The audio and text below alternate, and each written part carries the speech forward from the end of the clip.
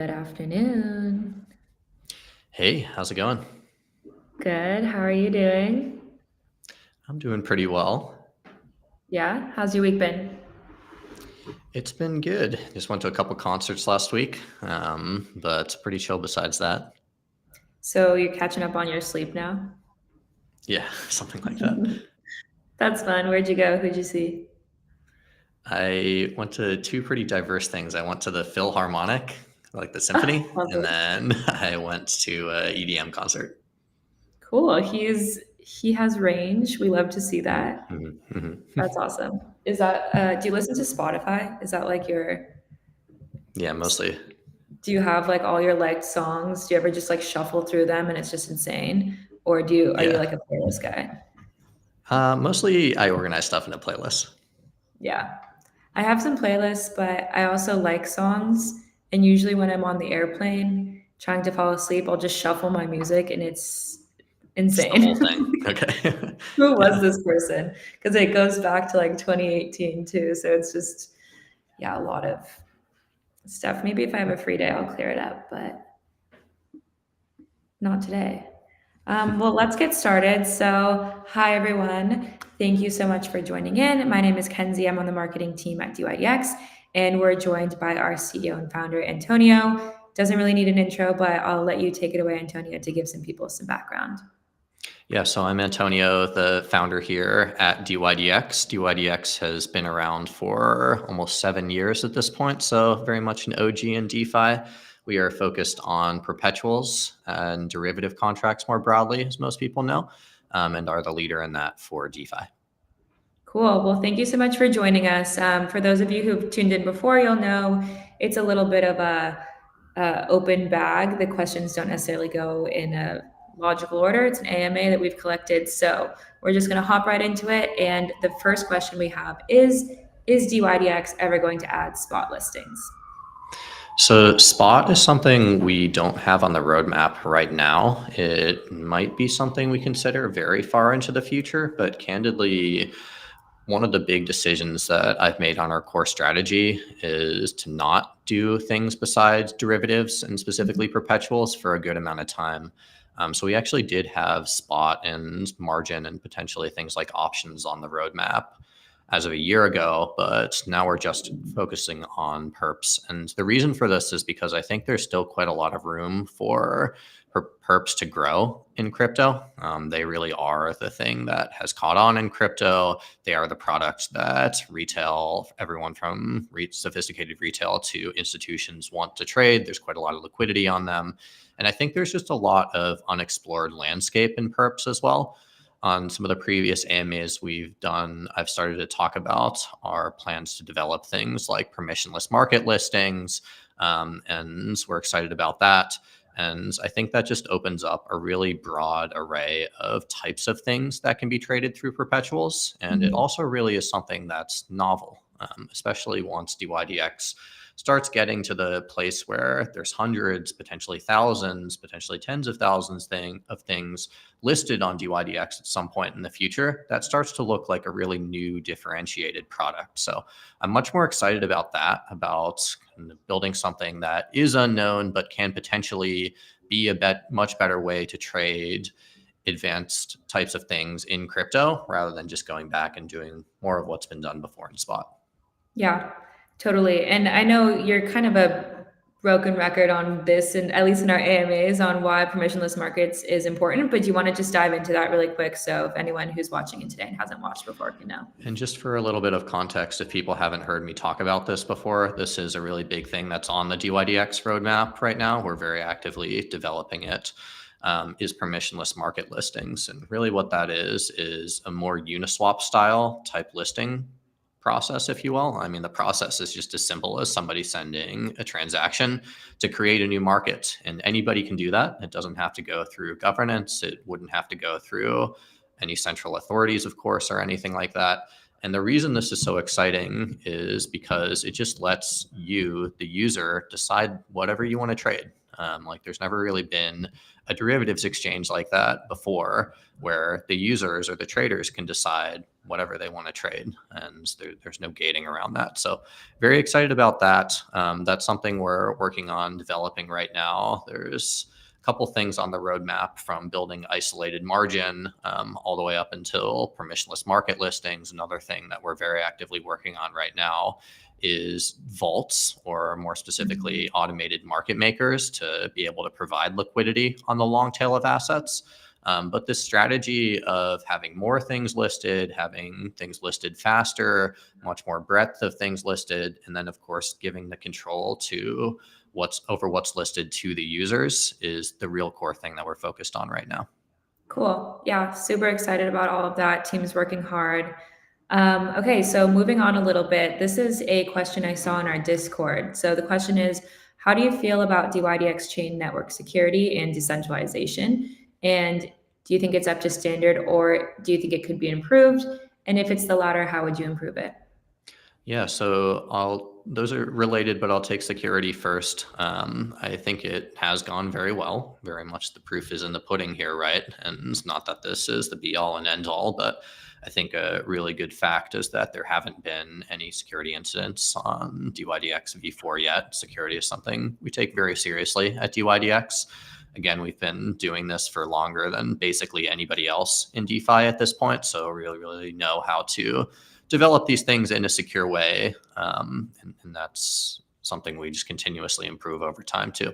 So I feel good about that right now. We have a great release process in place to make sure that iterative upgrades to the protocol remain secure as well. On the decentralization side, I feel good about that too. It does really feel like the number of validators is in a pretty good spot for how long the network has existed.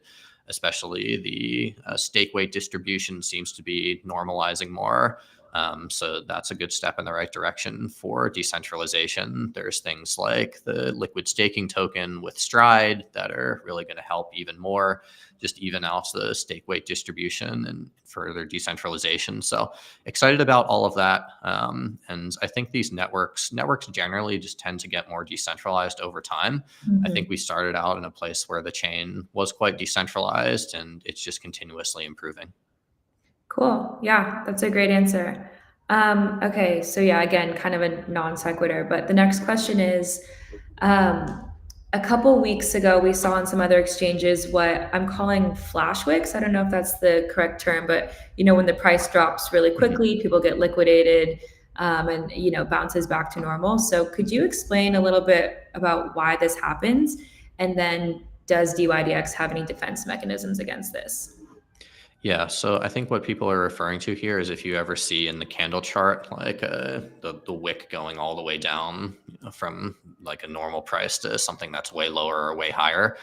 And the reason that this happens is usually because a combination of two things. Usually it's somebody is placing a huge order, or somebody is getting liquidated in a big way. So just there's some really big trade going through, combined with there's not enough liquidity on the platform at that point in time to be able to handle whatever the trade size is. And then that can cause these huge wicks. Sometimes there can be things like cascading liquidations that put a huge amount of liquidity pressure on the order book. So this is something, I think this maybe has happened like once or twice in a smaller way on dYdX v4. And this is always going to be something where it's just a function of the liquidity on the platform, and v4 is a platform that is newer. So I think liquidity builds up over time. The reason to be optimistic is because on the dYdX chain, the order book price, or this kind of last price, is not used for any things like liquidation. So it's not like, oh, the price just goes down really quickly and then you immediately get liquidated like you might on some other platforms. And that can be really scary, because like, oh, what the hell? Like the price shouldn't have actually gone down this much. Why did it get liquidated? A lot of times people will call this things like getting scam wicked or stuff like that. But on the dYdX chain, we only use the external Oracle prices to do things like liquidation. So it does offer protection against this. Okay, cool. That's really good to know. Cool. Okay, moving on. So a lot of institutional players are getting more interested in crypto and Web3 in general. So is dYdX doing anything to accommodate or invite more institutional players and to the platform? And if so, like how does that align with our ethos? Yeah, this is something we're not personally super focused on right now. So one of the great things about dYdX is historically we've done a great job just getting a lot of institutions and specifically market makers and liquidity providers on the platform. So that's by far the most valuable type of institution to have on the platform because they're the ones providing liquidity and order book system. Back in dYdX v3, we did a great job of getting a huge amount of market makers, basically all the top market makers in crypto were market making on v3. And that made it really natural for a lot of them to be able to migrate to the dYdX chain, which has very much happened so far. So that remains pretty important. I think generally looking into the future, we are excited about potential things like integrations with prime brokers or other institutional middlemen type players that really enable more of the taker side of institutions to come onto the platform. And these can be players that put through quite a lot of size, so they can make up a good amount of bulk of the volume of the exchange. But they don't exactly have the positive externalities of the on the platform that more market makers do. So that's been the main focus so far. Cool. Okay. And so I kind of know the answer to this, but maybe you can talk about a few of them. Does dYdX have any plans to partner with other projects in the space to create more of a comprehensive ecosystem? And then if so, which projects? So, not directly as much on the application side right now. We are working with a number of different players more on the infrastructure side just to make the trading experience as great as possible on dYdX. So, a few of these, one that we've worked with more historically and continues is the Noble team on Cosmos. So, these are the people that brought USDC to Cosmos in a native way. So, that was a really important integration just to have a great collateral asset on the platform. Another team that we've been working really closely with is Skip. And we're working on a lot of exciting things here, from improving the bridging experience to basically entirely rewriting the way that Oracle prices work on the dYdX chain. And this is going to enable the dYdX chain to just be much more performant in the way that Oracle price updates happen.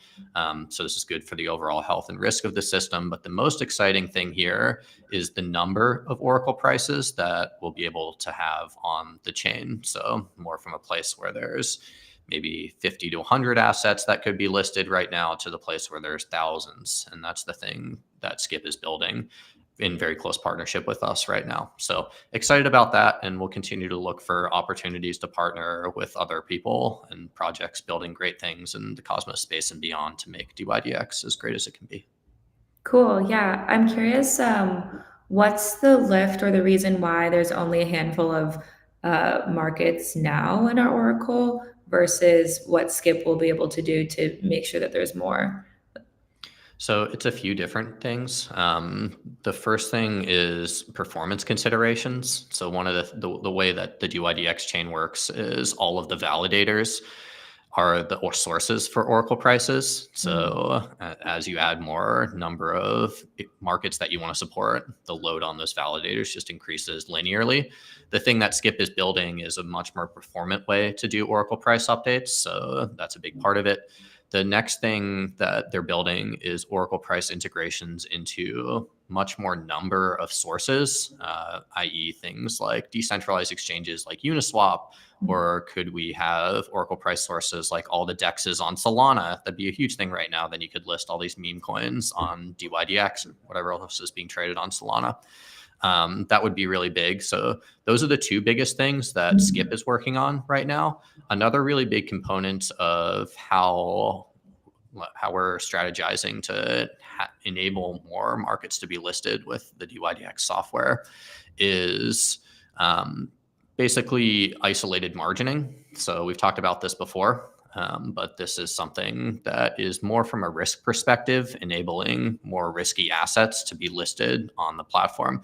And the big thing right now is that the product is all cross-margined, meaning that the risk of every market affects the overall health of the system. And because of that, the project can't list anything that's super risky. But the main thing that we're working on developing right now is isolated margining. And this is going to be awesome because once you have isolated margining, then you can list effectively anything you have an Oracle price for without too much additional risk, basically any additional risk to the protocol overall. And this will enable us to go from the place where maybe 100 or so assets can be listed from a risk perspective right now to thousands. Yeah, that's going to be a huge improvement. I'm really excited to see that come to fruition. Okay, cool. So this next question I think is kind of interesting. So obviously AI is the hot new topic. It has been for a little while. Is dYdX leveraging AI in any way to make the platform better? Or are there any plans to do so? No plans right now. We'll see what happens with all of this AI X crypto hype generally. I think there are some projects that are working on this type of stuff. For us right now, it's pretty clear that there's a lot we can continue to improve about the product, and that's our main and exclusive focus.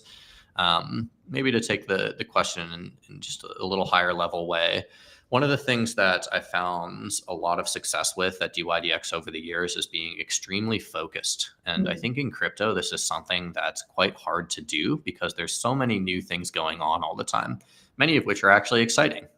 Could we have gotten into NFTs or spot trading or options or like AI, all the stuff? And a lot of projects do pursue those types of things. Why have we not done that at dYdX? And why we found success not doing that at dYdX? I think it's because focus is incredibly important, especially in the early stages of building a new product and startups more generally. You just really are competing against, and especially in our space and in derivatives and crypto, we're competing against incumbents that are extremely successful. So there's people like Binance out there, like Coinbase, that's now doing derivatives, and the bulk of volume happens there. So even for this one product in perpetuals in crypto, we have these massive competitors, and we have to build something here that's actually fundamentally different and fundamentally better than what those products can offer. And for a long time, I thought that was going to be, okay, we're effectively building the same product that exists on centralized exchanges and same assets. It's like a perp from a financial perspective. It's basically the same thing, but it's decentralized and it's non-custodial, and the users can control the platform and all this sort of stuff. And my hypothesis for a long time was, if you have the same product, but it has all these awesome new properties that are enabled by DeFi, people would use it. And that's true to a small extent, but honestly, that's not enough differentiation to make a product great. Product itself has to be really fundamentally different and fundamentally better. So as excited as I am about, yes, everybody should feel empowered and have the option to trade on a non-custodial exchange, there is something really fundamentally different about a product where the users can own the product, can control the product, then it's just controlled by a corporation. I believe in those things, but they're not in and of themselves sufficient to make the project have success. Because of that, we need to develop something that's different. The main thing that we're focusing on right now is our big hypothesis about how it can be really differentiated is this permissionless market listings. If there can be orders of magnitudes more things that one can trade on dYdX than other platforms, that's really exciting. That starts to look really fundamentally new, and you can't do that without this technology. And those are the types of things that we're developing. So I know we got somewhat off topic with this question, but I think it's important. And really fundamentally, we have quite a long way to go with just perpetuals. They are by far the biggest product in crypto, and we have a lot of room to iterate and innovate within that. Yeah, I mean, that's a great answer. And it actually segues really well into our next question, which was kind of about how there's some up and coming legitimate competition cropping up. And I think this was more in the context of DeFi, but I think bringing centralized exchanges into this is also cool. What do you think sets dYdX apart? Centralized and decentralized, and what are the team's plans to kind of retain the dominance that we currently have? I'll focus more on DeFi for this answer because I think that's actually where more of the changes happened recently. Yeah. For a long time, there have been competitors in DeFi, and especially in the DeFi perp space, which we're clearly in the midst of and the leader in right now. But from a volume and just overall sort of legitimacy perspective, I haven't really felt like there have been any super credible threats to dYdX within DeFi, within the derivative space for a while now. My mind has somewhat changed on that now. I think that the market has changed where now there are legitimate other projects in DeFi like Hyperliquid, like Avo. It does seem like Synthetics and potentially others are doing interesting things now, pivoting into perps, that sort of stuff. So that is different, and I think it makes a lot of sense. But the market dynamic really has shifted more towards competition from just pure innovation before. And that doesn't mean at all that this is a zero-sum game or that we're focusing purely on competition within the market. Absolutely, the best thing for everybody in DeFi right now is to realize that this is a very long game. And the goal here is to build DeFi for all of us and all the users into something that's actually the main way that crypto is traded. That's what I focus on. However, there's realities to this too, and competition can be really healthy. So I think it's a good time for us to have to deal with this as a project at dYdX. And competition is, just makes everybody move faster. It makes the products ultimately better for the users. One of the really cool things about crypto, which is a double-edged sword if you're building a project, but I honestly think is really positive for the space overall, is that everything is incredibly transparent. You know that if Hyperliquid launches some feature, we can look exactly how that's built, how much that's being used. You can see all the metrics. If dYdX builds some new feature that nobody else has yet, well, everybody can see that. Everybody can follow suit. And that just makes the innovation happen so much faster in crypto generally. I think this is one of the really awesome things about DeFi. I can literally see all of my competitors, exactly what their metrics are, exactly what they're launching, what they're doing day to day, and they can see all of ours. And that's a great thing for the space overall. So there is a lot of competition now, but I think it's a good thing, even just within DeFi plus perps. But I think that does give a lot of legitimacy to the space. It's just become incredibly obvious, in my opinion, that DeFi is going to continue to grow over time, and especially DeFi perps are going to grow over time. One of the really interesting stats is that still DeFi perps are roughly 2 to 3% of all trading volume in crypto perpetuals, whereas DeFi spot, I don't have the latest numbers in front of me right now, but it's a much higher percent. I think it's like 20 or 30% the last time I checked of all spot volume happens in DeFi. 10 times lower from a percent perspective in perps. So that really, in the volume that these platforms are doing, dYdX most notably, is already pretty significant. Like we're doing between V3 and the dYdX chain over $2 billion a day in trading volume now, which is already pretty big. And there's big businesses, big opportunities that you can build on top of that. But then you look at this 2 to 3% and you're like, holy shit, actually, there's a huge amount of room to grow here, not just for dYdX, but for the whole space. And that's really the goal for the next couple of years, is to grow into DeFi being the main way that crypto is traded. Totally. What do you think is the reason that DeFi perps have a smaller market share in comparison to CeFi than spot does? I think it's a timing thing, and you really have to look at the evolution of these markets from a timing perspective. And this actually, I'll take it all the way back to the genesis of dYdX and the founding of dYdX. And really the idea behind founding dYdX was seeing finance as a progression. It's first of all, there are assets that exist. And then second of all, these assets become traded through spot. Then maybe there's things like lending and margin trading that get built on top. And then ultimately trading as the ultimate and most complex form of trading. And the spectrum starts from assets just on the one side being the most simple things to derivatives being the most complex thing. And the complexity is manyfold. It's complexity both in terms of how complicated are these products themselves to build.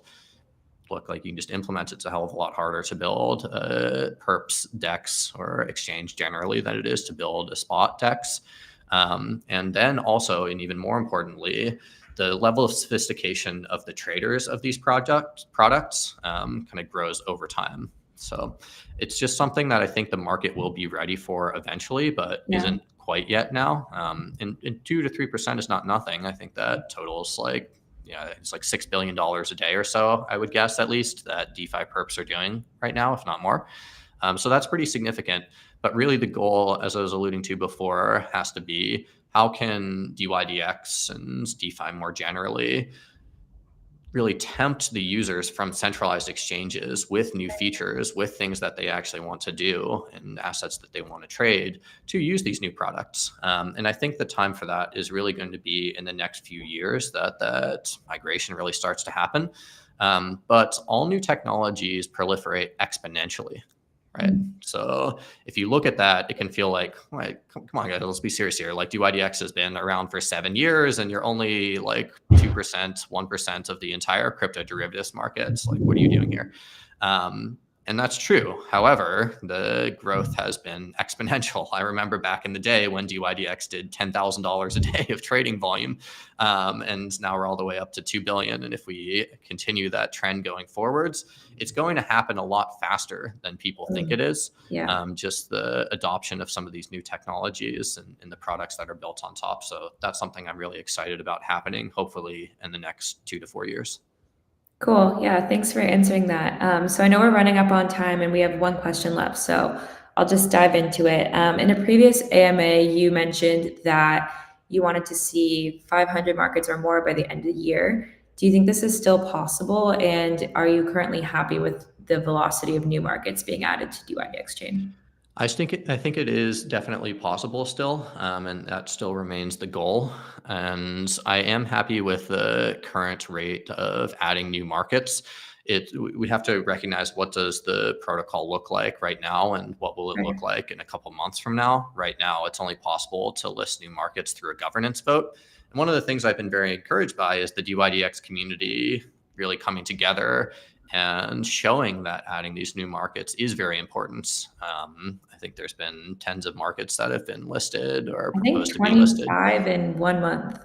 Yeah, which is a great outcome, Yeah. and I think is very exciting. So that's a really good start to the trend. Once there exist features like permissionless listings, enabling isolated markets to be listed, then there can be much more range of things listed, much more velocity of things listed. So like my previous answer, I think this is going to look exponential. And it doesn't necessarily have to be like they're 250 by mid-year to hit this 500 by the end of the year goal. I'd be pretty happy with, like, I don't know, 100 by mid-year or so, and then ramping up to 500 by the end of the year. Yeah. So I think it definitely still is possible, and that remains a big focus.